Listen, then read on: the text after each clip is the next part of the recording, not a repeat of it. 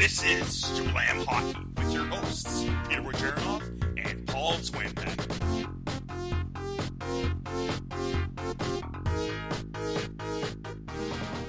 Welcome to Jablam Hockey, folks. I'm your host, Peter Wojcicki. You can find me on Twitter at Russian98, and I'm with Paul Zwambag. You can find me at Zwambag, Z-W-A-M-B-A-G. How's it going, everybody? Peter, what's up? Happy birthday. Well, thank you very much. Thank you very much. I always love this day because I was born on the same day as the greats, Mario Lemieux and Patrick Roy.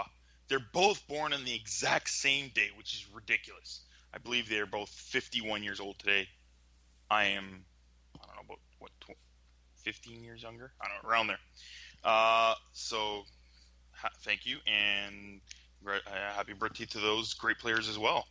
And I wanted to also say congratulations to my friend, Navdeep Graywall, and his lovely bride and wife now, Ramneet.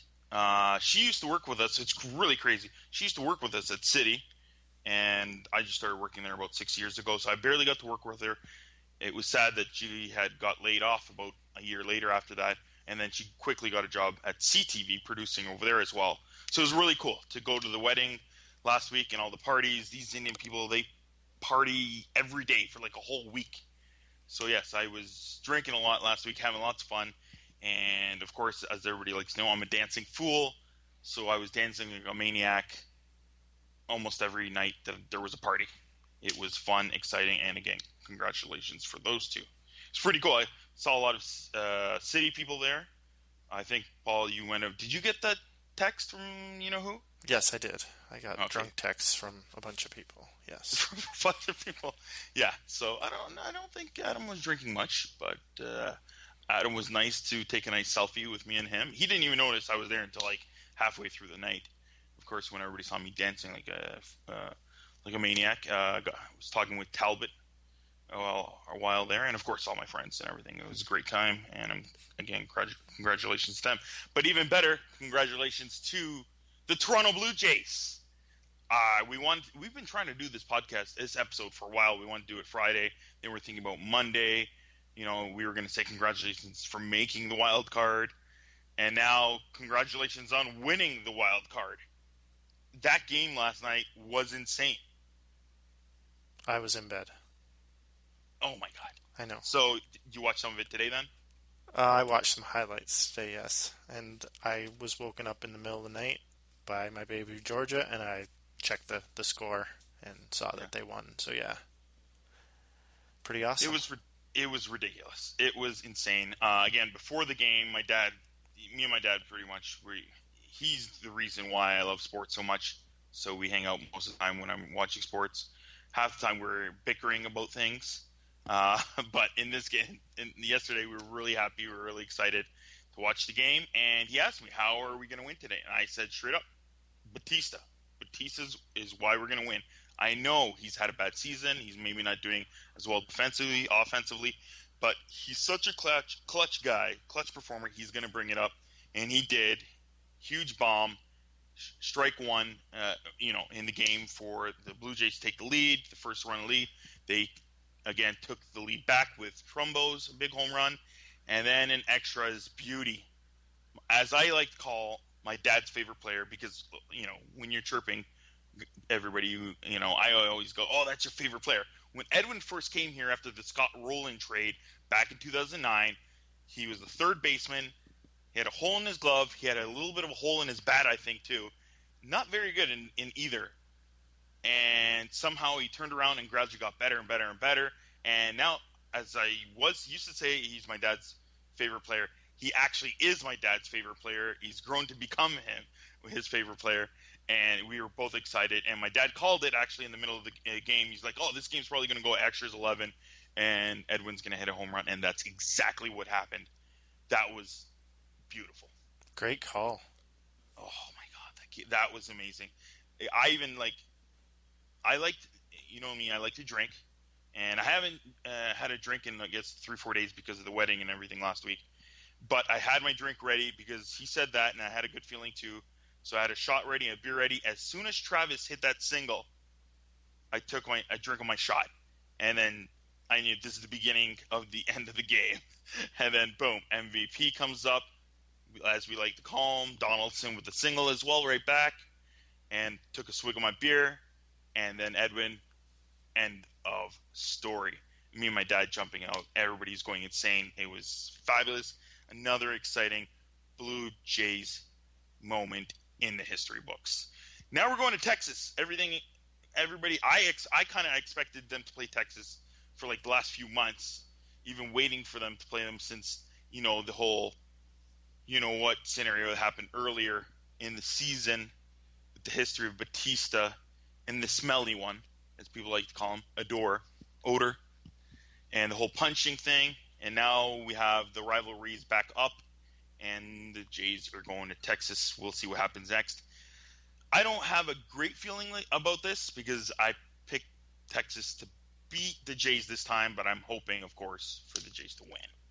I really hope every single Blue Jay does not do a bat flip and kindly places the bat down on the ground. Just make it blatant that they're just complete opposite of the bat flip, just to really piss off the Rangers. That would just be excellent. Yeah. Did you see? I can't remember who did it again now, but it was like about a month later. There was a guy running, a veteran, running towards second base, and Odor was there with the ball or whatever, and he did like a fake, like he was expecting him to throw a punch, and everybody was laughing. That was a pretty funny moment too. That happened later on. It was, this is going to be such a great series. It's going to be exciting.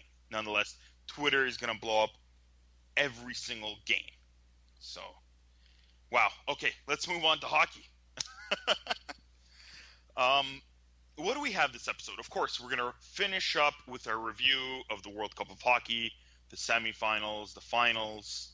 Paul's going to give us a bit more of training camp stuff, some PTO chances for players. We're going to finish up with the RFAs that are unsigned, and part one of Paul's fantasy drafting tips. We're going to do a part two in next episode before the season starts. All right, but first, trending now. Let's first get into this funny thing that I saw was the KHL puck drop. Did you hear about this, Paul? No, I did not hear about this. So the KHL, the Continental Hockey League, added its first Chinese club, Kunlun Red Star. I believe that's how you pronounce it. And I guess, they're trying to tap into their market. And the owner, I believe, tried to do the usual puck drop ceremony. So he brings the puck. The players aren't even aware of, it happening with the puck drop and everything. The owner comes. He doesn't know what to do. It doesn't even seem like he wants to be there. He kind of just whips the puck out on the ice. He just throws it in. And people are looking around, what's going on? I don't even know the spectators know what's going on. And then his assistant's no, you have to drop it properly on the dot. And, so he goes there back, gets the puck, gives it to the owner again. The players are slowly skating to the center ice for the face-off dot. And he just barely drops the puck out of his hand. And the players are like, what? What's going on here? There was no photos taken. The players slowly skate back to their teams. It was so awkward. It was hilarious. That's funny. It was amazing. He's probably like a multi-billionaire, and he's just like, why do I have to be here? I wanted hockey in my country first to bring it from the KHL to my country. I don't want any part of this. That's pretty funny. It was hilarious. You should check out the video. Paul, you're going to be doing, what are they called? Game notes? Show notes. And yes, that video will be linked in our show notes. So from now on, we're going to be doing show notes, and we're going to have 4 to 5 little things linking to what we are mentioning in our podcast. So you can go to our show notes. It'll be on our website. Yep, jablamhockey.com. Okay. Yeah, on jablamhockey.com. You can check them out there. Anything cool or interesting that we have that we're talking about, we're going to post them on there on the show notes. All right. The other thing that's really trending right now are players retiring. Dan Boyle retired today. Barrett Jackman retired yesterday, I believe. And who else? Mike Santorelli. And Santo. The Maple Leaf, I guess he played in, I think, Europe last year, right? No, he played in Anaheim. Oh, he played. I totally forgot. Yes, he did. He's about the only good player for the first month of the season because Anaheim was For them, terrible. Yeah, that is correct. All three players were great to watch. Santo was really fast, and he was quick to put up points when you didn't expect it. Jackman, a hard-nosed, great veteran defenseman that people relied upon. I think he signed the one-day contract, right, with the Blues? Yes, he did. So he can retire as a Blue. That's great. And Dan Boyle, huge. Back then, especially with, I think, for Tampa to win, was it? Yep. Yeah, and it was horrible and bad because I can't recall exactly when it happened, or was it during the playoffs? But he was achieving greatness of his career and winning the Stanley Cup. But then his home in Tampa or whatever at the time just went up in flames. Oh, it was crazy. It was really crazy. So a great moment there, but also at least like nothing bad happened to anybody in the house. The dogs and the family was fine. But it's just crazy that happens, and then he's achieving greatness on the ice. Boyle was great to watch, in my opinion. I enjoyed watching him, and he was good in interviews too.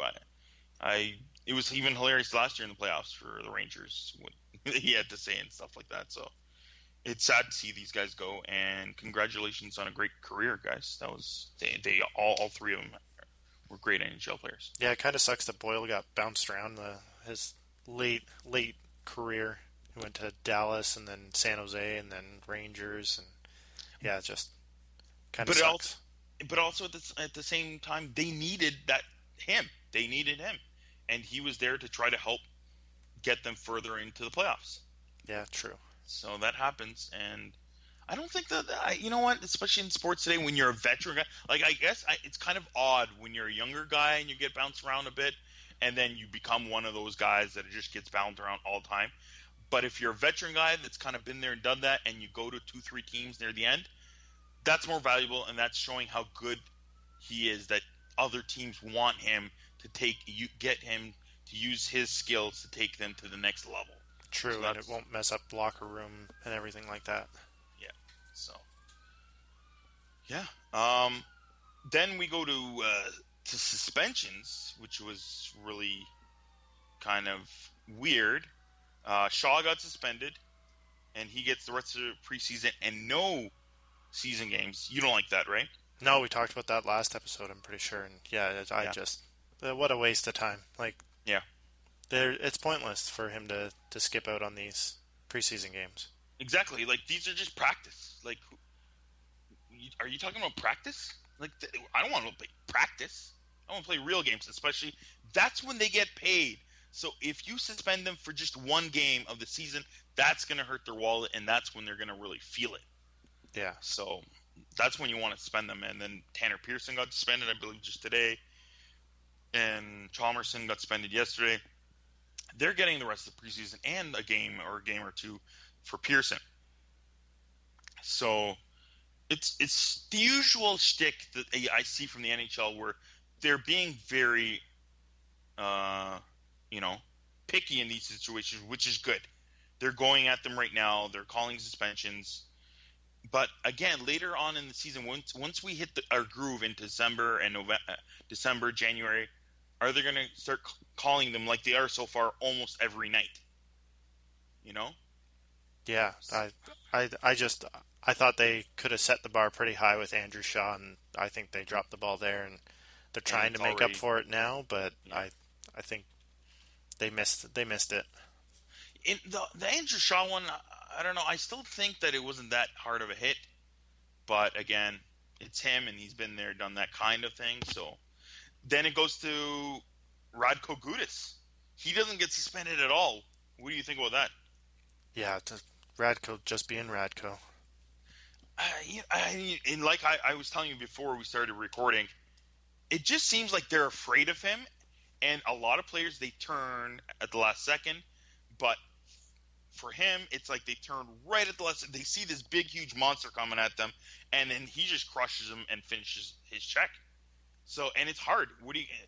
The league's hands are kind of tied because that's in the rules. If you're putting yourself in a vulnerable position, and that's exactly what they're doing, you cannot suspend him, and that's exactly what's happening almost every month with Gudis, right? Yeah, pretty much. So it is what it is, but players, stop turning. Keep your head up. So, especially when the train is coming, and know who's on the ice. If you know you're going on the ice and Gudis is on the ice, other big heavy hitters, Kronwall, etc., you have to not put yourself in those vulnerable situations. That's just how it goes. All right, and last but not least, Connor McDavid becomes the new Edmonton Oilers captain, the youngest captain in NHL history, right? That is true. Who's on this list in terms of youngest? Obviously, we know there was Landeskog was the previous one. Then it goes Sidney Crosby. Mm-hmm. And then it goes Vincent LeCavalier. Wow, that's been a while. So it's a modern trend with them and even Jonathan Toews and stuff. But yeah, LeCavalier, it's been a while since he was basically drafted and became captain. Yeah, and then it goes Toews, then Yzerman, then Jim Schoenfeld. Whoa, okay. Yeah. So that's a long time How ago. old was Schoenfeld? 21 years, 362 days. Oh, almost 22 then. So, but yeah, wow. That's huge. And we already know what kind of player McDavid is. We just saw him as a captain for the Team North America. He was like the second or third youngest on the roster, and he already became a captain. How many NHL games did he even play last year, Loic? 35? I think he got up past 40. Okay. So still. He's at 44, 45. And he's an NHL captain. I think the next one, I think they're just going to draft an NHL player, and that team is just going to give this guy a captaincy. Is that what's going to start happening next year? Austin Matthews. Yeah, Austin Matthews. Captain yet, especially with the Leafs, who don't currently really have a captain. Yeah, is Austin Matthews going to become a captain for the Leafs? I think he will. Yeah, I can't see why they wouldn't, but maybe not this year. Maybe they'll wait a year, just like they did with McDavid. Yeah, and like with the other guys and stuff. So yeah, I would expect it. I wouldn't have mind maybe giving it to Morgan Riley, but he's still fairly young. Is Matthews, is he showing leadership qualities? I don't know. We don't know yet. Has he played a game yet? And we're already talking about this? Yeah, it's kind of crazy. Welcome to Leaf Nation. Yeah, exactly. And then also, he's already the favorite to win the Calder Trophy, of course, especially being drafted first overall. You'd kind of expect that. Odds are 5-8 for Austin Matthews, and then obviously Line is next. Dylan Strome, Willie Nylander, Jimmy Vesey, and Pierre-Luc Dubois.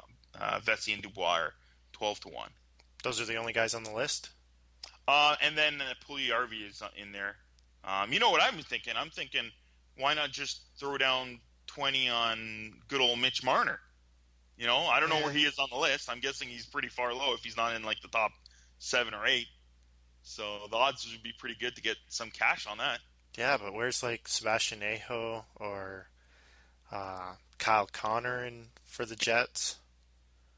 Or Zach Werenski, Ivan Provorov. Like, there's a lot of good rookies that could fight for that Calder spot. But again, it's so tough for a defenseman to win the Calder. I picked Ekblad to win the previous year, so I wasn't shocked. I think a lot of people were, It's tough. Again, as a rookie to win defenseman, it's ridiculously hard. So I don't expect any of those guys to really get a good chance. But again, if you're getting the ice time, if Aho is getting like first line ice time, you're going to get a good opportunity to pick up a lot of points on the power play and being on the first line, right? Yeah, exactly. So that's what I'm thinking. Like, I mean, surprised even on the list, my boy Puljujärvi is like seventh. Well, I don't he might not even make the Oilers out of training camp. So exactly, that's what I'm thinking. And even if he does, he's probably third line, maybe second line power play kind of thing. How many games? Not too many, probably. So. But if he makes it onto McDavid's wing, then who knows what happens? He could skyrocket. Yeah, you never know.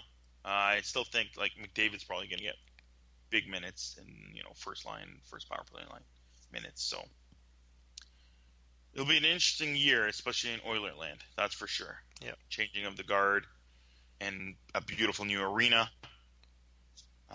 So we'll see what happens, and we'll see what happens with that Calder Trophy. Did you see the NHL projections by USA Today? I skimmed through it pretty quickly, and some of it's a little interesting and confusing. So I think what was trending a lot on the internet was the Calgary Flames being second in the Pacific. Yeah, that's crazy, eh? Yeah, Brian Elliott gonna lead them to 99 points. Are they gonna rebound that hard after a decent season the previous year, and then last year not so good? Yeah, I think that's a little high. Mm-hmm. Same here. I don't know how they're gonna be that high.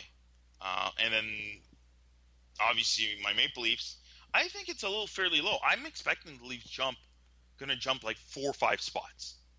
They're not good. I'm not expecting them at all to make the playoffs, but I am expecting them to take a nice leap with these young kids, how they played down the stretch. Now I'm expecting Marner to make the team, as well, of course, as Matthews. They're going to make an impact. And if Anderson is healthy for a full year and as solid as he can play, they got to move easily a few spots. I think that's the big key, is if Anderson's healthy. Yeah. So, and even the Leafs numbers were down. If you look at stat numbers with shooting percentage, which is a random number that can go up or down, it was extremely low last year.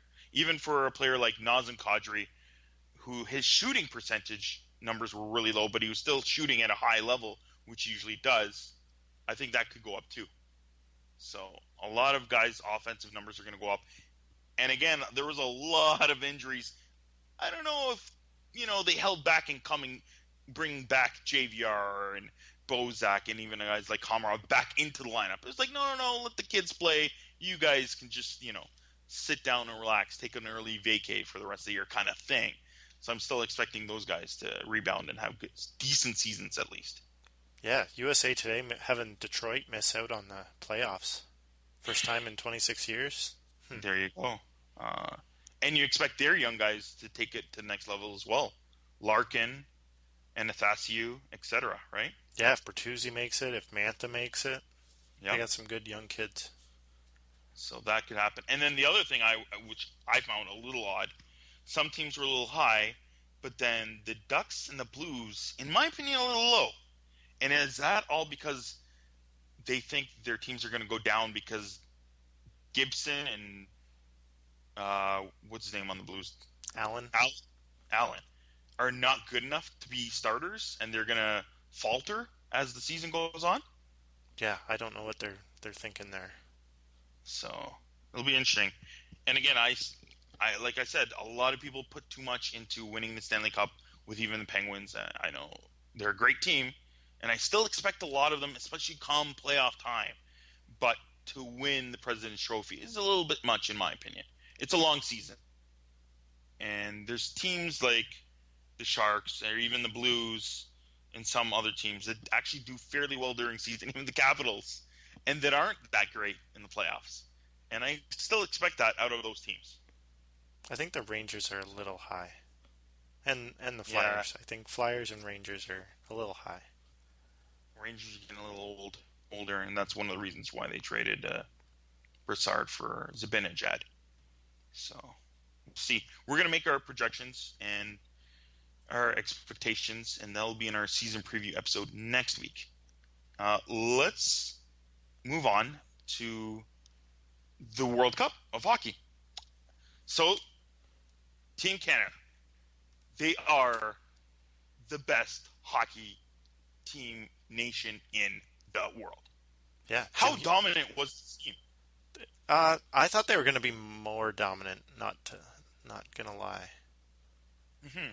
Like they definitely were very good, but I don't know if you can use the word dominant.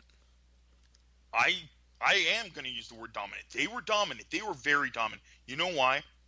Paul, are you going to tell me they played to their full level like they could?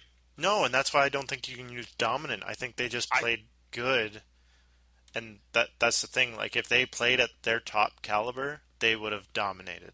But yes, they didn't play at their top caliber, so they didn't need to. That's the thing. You raise your level to your opponent, and if your opponent isn't as good as you, you're going to play to that level or just slightly above. And Canada played to Team Europe's level, especially in the finals, in my opinion. They did not step it up at all. They played 70% the whole tournament. No, they shouldn't have won that second game. They were good. They deserved to win that second game because they knew, hey, there's 7 minutes left in the game. Let's play hard like we can, and we'll win this. That's exactly, and I don't like bringing this up, it's exactly when the Leafs played the Bruins a couple years ago in the playoffs, and the Bruins had the lead. I think it was 3-1 in the series, and the Bruins coasted. They totally coasted. Game 5, Leafs won because the Bruins didn't play hard enough and the Leafs were better. Game 6, same thing. Game 7, exact same thing. We know the score. We know what happened in that third period. We know what happened over. It's because that other team decided, hey, let's play now. Let's win the game because we know we're better than these guys and we can do it. And that's exactly what they did to the Leafs. And that's exactly what Team Canada did to Team Europe. They're like, hey, why do we even need to come back and play on Saturday? We don't need to. We just need to play hard for 7 minutes and win this game. And that's exactly what they did. I think that has a lot to do with Mike Babcock. He knows how to rein in those stars and push the right buttons, get guys going when they need to get going. He picks a guy after the period. He picked on Corey Perry, I don't know how many times after a period, as they were skating off and just screamed at him. They showed it multiple times on CBC Sportsnet. And yeah, he picks his battles. He picks the guys that he knows needs to get going and who are the actual leaders on the ice. Yeah, for sure. And Sid was a huge part of that as well. Yeah, he was vocal, and he was probably hey guys, let's win this. I don't want to break the streak that I've got going on. Yeah, he's got a streak. Carey Price has a streak. It's crazy. Yeah, so they're like, hey guys, are we really gonna lose this thing? They're like, I don't think so. Let's do this. Yeah, so you know who steps up and wins the game for them, right? Brad Marchand. My boy, Brad Marchand. Oh, he's so good. I still don't know why people. You know what? He's turning heads around now. People love him, and then they're probably going to hate him starting next Wednesday, right? Yep, that most definitely will happen. I don't know how this happened again, but again, Sidney Crosby steals the MVP. Yeah, Brad Marchand delivered. Crosby. I know, and again, he's the face that runs the place. I know. I've had enough of you, John Cena. That's another thing. I think that's another reason why some people don't like Sid. I still love Sid. But again, like the playoffs, maybe Kessel should have got MVP.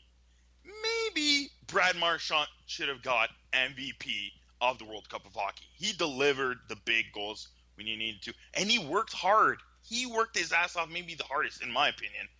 And he, exactly just like Phil Kessel, you could see the joy on his face when he was raising that trophy. You could see the joy in Brad Marchand's face in winning this tournament. I don't think all the other players cared as much as him as well, right? So That's another reason why I would want to give him the MVP. Are Well, you and still going to give it to Sid? yeah, I would. I think Yeah. Sid played unbelievable. He played way above almost everybody out on the ice. Like he was above and beyond the Oh, best player out there. he is great. Yes, that is right. And I think Brad Marchand was so excited because he's a first-time Canadian, like Yeah. playing on the Olympic or World Cup team. Like he plays World Championships, but this is the big times. Like this is every single Canadian is allowed to make the team, and he made the team, and he showed that he deserved to be there. Above and beyond. It was he was dynamic every moment. He gave it his full 110%. Yeah, he might have played his way onto Olympics if they're going. Yeah, well, again, I still think they're going to look at stats and everything as well, and we'll see what happens. Still 2 years away, and they're still not sure if they're going to bring the National League and its players to the Olympics, but it does seem like they're going to bring back the World Cup of Hockey. They're already thinking about it. We put out a poll, and you can check at Jablam Hockey on Twitter. What do you think? The options that I was thinking about as well in 4 years, if that's what it looks like, the tournament's going to come back. A, keep it the same. B, lose just Team Europe. B, C, lose just Team North America. Or D, just have only national teams. Which one did you pick, Paul?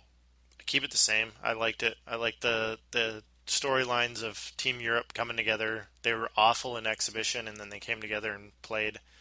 Team North America I love because it's the young guys getting a chance to show off their skills without having to make the Canada team. The only change I would want is instead of Team North America, just a full-blown youngsters, all young kids. Mm-hmm. I'm pretty much the same as you, keeping it the same.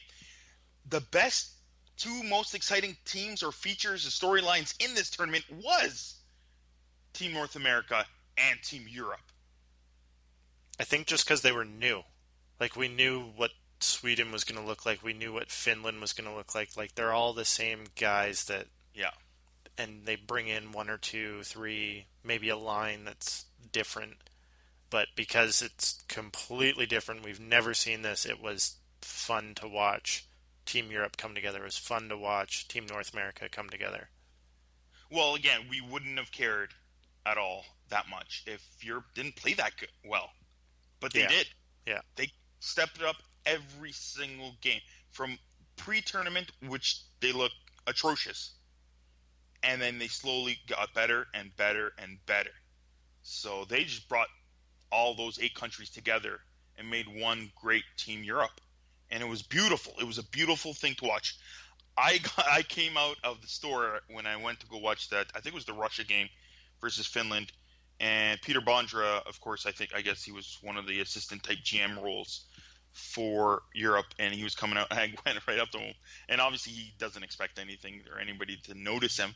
But I said, "Hey, I didn't see your jersey in there," and he gave a little bit of a chuckle at that one. Nice. Yeah, I recognized him obviously, but that's what it took. It took even the management, Shatan, Kruger. Oh, he was great.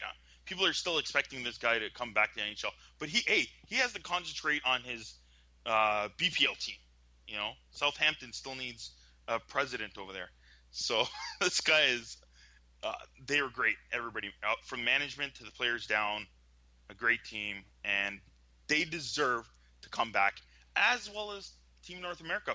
But you know what? Why not tweak it a little thing? And the only change I would maybe make is make it Team Young Canada only, maybe? Why not? If Canada's maybe that dominant. I know it sucks and you're only showcasing Canada, but maybe they deserve it, showing how dominant Team Canada was and how strong and flashy and exciting the young kids were. If you only did a young Team Canada, maybe you would, pull away some of the younger, better players from Canada. Maybe make it under 24 and under kind of thing. I don't know. But in my opinion, that might at least put a little more of a dent in Team Canada and still have a good young Team Canada team. Yeah, that'd be interesting. So I don't know. It'd be exciting. So let's make our own all-star team lineup of the World Cup of Hockey. We'll go with the obvious one, the center. Paul, your pick. Crosby. Same here, Sid the Kid. We go to the wingers. Mine obviously would be Brad Marchand, who is one of your wingers. Marchand. As well. And let's finish it up with the usual partner with Marchand, and it's Bergeron. I'm with you 100%. Wow. So we're going straight top line of Team Canada. Yeah, they were just so good. That line was dominant every single game. They couldn't be beaten at all. All right, let's get into defensemen. What do you got? On defense, first I have to go with Erik Karlsson. Again, we might have the same team. I swear to God, we did not do this. We did not coincide with our picks at all. But yes, Erik Karlsson was way too strong on the ice, so I had to pick him. You did the same. Second defense is going with what we're going to talk about in 2 seconds. The most underrated player, I feel, and I think I have to put him, and it's Marc-Edouard Vlasic. Oh, wow. All right. Yeah. I went with Ghost Bear. Shane Ghost Dispy here. He had a pretty good tournament. Yeah. You know what? I liked him too. And my buddy, I'm gonna call him my buddy Mark, and he's like, oh, he turns over the puck, this and that. That's what happens when you're so good and you have the puck in offensive situations and dangerous situations all the time. And he brings out the puck so well. But yes, I was thinking also he was near my top 5. But yeah, I had to go with the underrated one. All right, and then your tender is? Got to go with Halak. That's why Europe went so far. Yeah, I agree. That's who I picked, Yaroslav Halak. So we're just one guy off. Yeah, second defenseman. That's pretty impressive. That's how good they were, I guess. So who is your most underrated player in the tournament? Again, like I said, Pickles. People don't expect or see much out of him because he doesn't put up the big number of points. But when you see how he transitions the puck out of the zone, how he blocks guys out of the crease, intercepting the puck, he's fabulous in my opinion. So underrated. Yeah, my guy's Logan Couture. He was added as a last forward for Team Canada, and he 4 points in 6 games. So not too bad for a guy that wasn't even supposed to play. He wasn't even supposed to play. How many points did he make in the playoffs again? I don't know. He 29? Yeah, he led it. That's for sure. Dominant in the playoffs. Yeah. And then my other guy, I did have a special note on Vlasic Pickles. He was quiet good, and that's kind of a good thing when you're a defenseman. Exactly. Yeah. And I know people like flashy, exciting players, but when you have that much offensive talent on forwards, you don't need Chris Letang or PK Subban on your D. Just putting it out there. You got way too many offensive weapons. You don't need highlight reel defensemen putting up points for you. That's how it goes. All right, let's move on. You know what, again, Paul? That tournament was fabulous. I'm so happy that they brought the World Cup of Hockey back, and I was so glad to experience it. It was great. I know a little bit not so great at the end. The other thing was a lot of people were talking about how, there was empty seats, it wasn't sold out. But in my opinion, that was more maybe a few check games. And the finals was like quintuple the price compared to like the other games that I went to. So it was a little price heavy. I think that's the Toronto effect. Yeah. I guess I think maybe they expected people to buy them, but at that price it was a little too high. A quote from Babcock was, "The World Cup is great. It's not the Olympics." So, yeah, I guess a lot of people put the Olympic hockey tournament way above and beyond the World Cup of Hockey, especially because the World Cup of Hockey hasn't been here in 15 or so years, right? So that's going to hurt it too. So I still loved it. It was great. How much did you like it, Paul? I didn't watch very much of it. I'm not going to lie. I didn't get into it. I'm not sure why. Probably because I I wasn't downtown Toronto during the whole hoopla, and I didn't get into like the hockey village and stuff, which probably missed out. I definitely should have made at least one trip down, but yeah, I just too busy, couldn't get into You're it. busy. You're really busy. You just got a house, right? Congratulations on that. Thank you. And you have Georgia, and you're busy. It's your firstborn, right? It's your love. So Firstborn, I'm on parental leave. I'm stay-at-home dad. Yeah, it's crazy. yeah, you're an hour and a half out of downtown, so it's pretty far. Yeah. All right, let's move on to NHL training camps. What do you have for us, Paul? A lot of young guys making good names for themselves. Konechny in Philadelphia, he might make the Flyers out of camp. I think he's only going to get 9-game tryout and then probably be sent back to Sarnia. Okay. Another young kid, Ivan Provorov, he's probably going to make the team. I love Provorov. He drafted what, 8th overall? I think 8th, yeah. Yep, I remember. I'm expecting a lot out of him. So yeah. He had average this preseason 4 minutes and 53 seconds of power play time on ice. That's pretty decent, but again, it's still preseason, so we'll see. He'll be behind Ghost. I think they only use one point man, so he'll be Ghost on the top, and he'll probably get the second spot with maybe Delzato or Strite.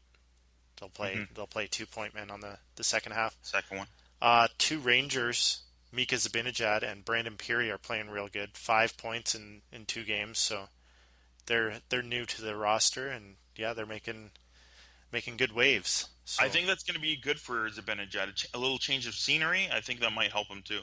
Yeah, and the Rangers kind of need some fresh blood. So yeah, they do. That could be good. Let's go. Blues are in injury trouble once again. They had injuries all last year. Schwartz is out 4 weeks till the end of October. I didn't hear about that. Yeah, elbow injury. So I think Robbie Fabry's going to step up and take his role and run with it. He had some flashy highlights in the playoffs, so yeah. Yeah, more youngsters. Dylan Strome, Christian Dvorak, and Jacob Chychrun, all for the Coyotes. The Coyotes like to run with young guys because Domi, Duclair last year, so I think Strome will make it. Dvorak. Wait. How many London Knights did you just name? You just threw out a couple, did you? Go ahead. Yeah, Strome and Dvorak. Yeah, the London Knights have guys spread all across training camps right now, and if they get them all back, they're going to be Mem Cup champs again. Yeah. Well, they're joining Domi, as you were saying, in Arizona. So do you expect a lot of the Coyotes? I was hearing from their GM that he's thinking about going to the Cap. Yeah, that'd be awesome. So they could be a really exciting team. I think Louis Domingue will take over the goaltending top spot over Mike Smith, unless Mike Smith finds his game again. But I think Domingue's going to take that. They also re-signed, brought back, Radim Verbata. Yes, that's right. For $1 million. That's a pretty good deal for Verbata. That was one of the guys I was thinking about. Why don't they have the Leafs take a flyer on him? And you know what?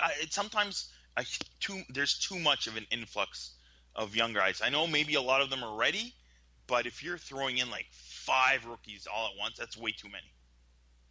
So I hope the Leafs don't do that. But what I will say from training camp and what I've seen in preseason, I really like what I've seen out of Kasperi Kapanen.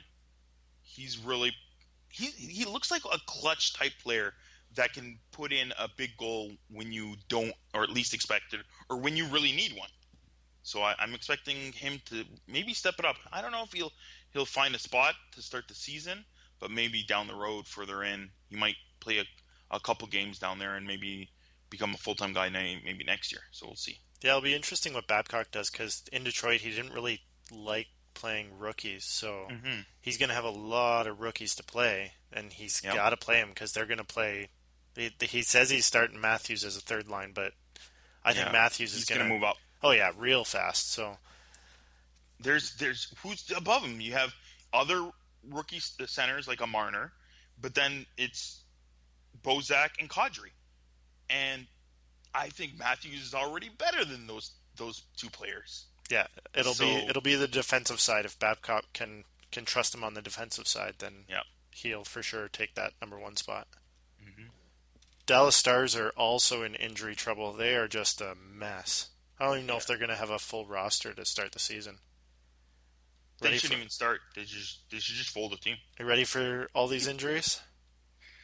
Go ahead. I Ma- think I've already heard one or two big ones, but go ahead. Mateus Janmark out 5 to 6 months with knee surgery. Ooh, yeah, That hurts. Alice yeah. Hemsky's out 7 to 10 days, so he might make the first game. Probably not. Hmm. Cody Eakin out 6 weeks with a knee injury. Yep, Radek Faksa is yep. expected to be ready for Stars season opener, but if he misses 1 or 2 games, there's another roster spot. And Seguin has started skating, so he's probably going to be ready for the season opener. Hmm. And then they lost Valerie Nichushkin. Nichushkin to the Yep. KHL for 2 years, KHL. so that Yep. that hurts them big time. Yeah. I I feel bad for Sabatka because he really badly wants to go back to the Blues in the NHL, but he just has too many, complications with his current contract in the KHL. So it seems like he can't get out of it. So he doesn't look like he'll be coming back, but he wants to. Um, do you have any PTO stuff for us? Yeah, James Wisniewski was cut. I Yeah. thought he was going to make the team, but Yeah, I he thought got he might cut. make it seventh guy. Interesting, Chris Versteeg in Edmonton. Hmm. They have a lot of talent on that roster, so he might end up being like a third line guy, but I have a feeling he will make the team and be that third line guy. And where's Yakupov going to go on waivers? Uh, What is going on? I really don't know. they're gonna I heard move. They'll move him. I heard rumors that they were trying to maybe trade him even last year, and they couldn't even get maybe even a third for him. I don't know what's going on. Well, So better to get a third than waive him. obviously, for sure, but it doesn't seem like they might not be able to get a third. It's really peculiar. Yeah, Rene Bourque in Colorado. He's leading the Avs in scoring in preseason. He's got 4 points in 2 games.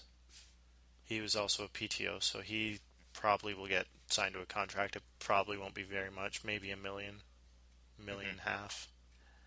Christian Ehrhoff got invited to Boston after the World Cup showing. So Yeah, he was. Boston needs a puck mover, and he showed in the World Cup that he's still able to move that puck up the ice. Yeah, we'll see what happens, but yeah, there's still a lot of question marks, a lot of PTOs, and then we have the RFAs that are unsigned. Some big names still out there, but Reader by the Coyotes just locked him up for 2 years at what 2.25, I believe, Yeah, per. So he's good and done, and it helped by playing in the World Cup tournament. But man, what what does Truba want? yeah, I have no idea. It's like he's talking about not he wants to be on the right side of D, and from what I'm hearing, it sounds like he just really doesn't want to be in Winnipeg, maybe. Yeah, So are they going to do the Eisenman treatment and just hold out and just be like, no, we just won't play you. You can sit in the press box. and they should, in my opinion. Yeah, He hasn't fully earned his right to just ask for whatever he wants. So, but I do expect Goudreau and Kucherov to be locked up before season starts. I'll be surprised if either of them aren't signed by, next Wednesday. I think Kucherov's going to hold out. I A don't little think. bit longer. Yeah, I think he's going to Because miss some time. the thing is, they're having cap problems. I've been talking about this for over the last year and a half. That's the big issue there. I think they're stuck at about a 5.8 cap space, and yeah, Kucherov deserves 6 plus. So that's where they're stuck. They're stuck there, and he hasn't said anything, and he does want to stay in Tampa, but like I said, after they signed Stamkos, they locked him up and a few others. They can't afford him. They can't fit him under the cap. So that is the issue there. Yeah, So, and then we got the others. Anaheim still hasn't locked up Raquel or Lindholm. yeah, I don't know. Um, Yeah, weird, really weird situations. When's the last time you remember RFAs being held out this long. Yeah, exactly. It's an interesting one.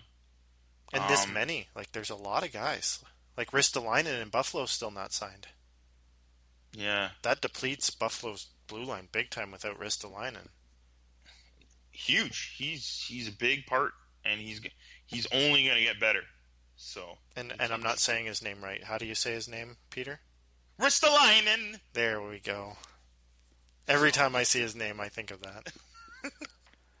Oh, yes. He's great, so we'll see what happens, but it's very interesting. I don't know why they didn't take it to arbitration and stuff. What happened there? But I know you can only do it like once per every other year. How it goes, but it's interesting. All right, last but not least, Paul, you got any fantasy drafting tips? Because that's what people are doing them. They're doing them already. How many have you done already, Paul? I've done 3. And how many left? 4, and I've got 2 slow drafts going right now. So that's what, 9 in total? Yeah. And you've done 3 so far? Yeah. Interesting. All right. And I've done a ton of mock drafts, like so many mock drafts. It's anytime I have 10 minutes, I mock draft. Because even if you can't stay the whole way, you can see where guys are going. Like, nobody stays in a mock draft till round 16. I did the other day, but nobody does. I did the other day. Yeah, that's right. I did one. I've done one. I did it like a few days ago because I was setting up my usual one that I do. And, yeah, I stayed about halfway, and I was like, all right, there's only one other loser in there. And I'm just making jokes at the other guy. He's like, you picked my pick. I was like, I was going to pick that crazy pick. I'm not sure if I want to give you tips and let you hear because we're in a league this year together. Yeah, but it's going to be peculiar because mine is a keeper. We just started it for fun last year, and I wanted it to be a keeper, but it's kind of odd because it looks like you're coming in, a few of our other buddies are coming in. There's going to be 3, maybe 4 total new guys, and there's already 10 of them. So I want to be a keeper, but it looks like I can't make it too much of a keeper, and I probably won't put much up in terms of an entry fee. So yeah, it won't apply in terms of us. I would say. Okay, if you say so. If you steal my guys that I'm about to talk about. That's for sure. I'm stealing them all. All right, my tip is you got to get a top goalie in the first or second round. Mm-hmm. Have to. Either Holtby or Price. Those guys are going to dominate this year in goalies. And then you can find late goalies. But I think if you start in the first 2 rounds with one of those 2 guys, your team is going to look incredible. Mm-hmm. The other thing, target Erik Karlsson. He's so much ahead of any other defenseman. Yeah, Burns is there, but Karlsson is so consistent, so good. I did a mock draft the other day. I'm going to put this up as a blog on Jablam Hockey. All my kind of notes that I went through, who I picked, where, and all that. So I had the 6th overall pick, and I went with Erik Karlsson. Wow. So it went Crosby, Ovechkin, Kane, McDavid, Ben, and I picked Karlsson. That's how much I like this guy. I think I'd pick him over Ben. I don't think... Who would you pick out of, if you had the option, and if he's healthy, Matt Murray versus Fleury? For 1 year, I would go Fleury. Just for this season. Yeah. Just for this season. Yeah. Because I have a feeling he's got 10 games to show he's still got game where Murray's hurt. Mm-hmm. So I still am a Fleury guy. Yeah. For this one season, yeah, for sure. Especially if Murray might be day-to-day to start the season. Has he played in the preseason yet? No, right? No. He's out at least 9-10 games. Wow. Yeah. Wrist injury. Poor guy. So I'm saying round 1, 2, goalie defenseman. If you can get Holtby, Burns, Karlsson, Holtby, Karlsson, Price. That's how my mock draft started. I went Karlsson and then came back with Carey Price. if I can start every single draft like that, I'm going to do it. That's my biggest tip. There's so many center and left wing, not as deep in right wing, but so many center. Wait on center. Unless you get Crosby or McDavid, wait on center. Like, there's so many guys. So go to the right wing pretty early, I guess. Yeah, get like a Blake Wheeler, Kucherov if you think he's going to play. Yeah. You got to get those right wingers. I went, who did I pick in round 3? I went Panarin in round 3. Round 4, I went McKinnon because he's dual eligible center right wing. And then I went stupid and I picked center, defenseman, center. I picked way too many centers. At the end of the draft, I was like, I'm not taking any center before round 6 unless it's the first round, Crosby, McDavid. All right, Paul, stop right there. All right. Paul gave us enough tips. There's going to be more in next week's episode before the season starts. And in next episode, on top of Paul's fantasy draft tip number 2, we will have the season preview. We're going to try to do East and West and do a little team sneak peek of a few of the teams, maybe a top prospect, and players that we think will step up this year for most teams. And of course, our final predictions, where teams will end up 1 to 16 per conference, and who's on the hot seat. Which players, which coaches, and GMs are on the hot seat. That's all going to be next week in next episode. And that's it for this episode. Bye.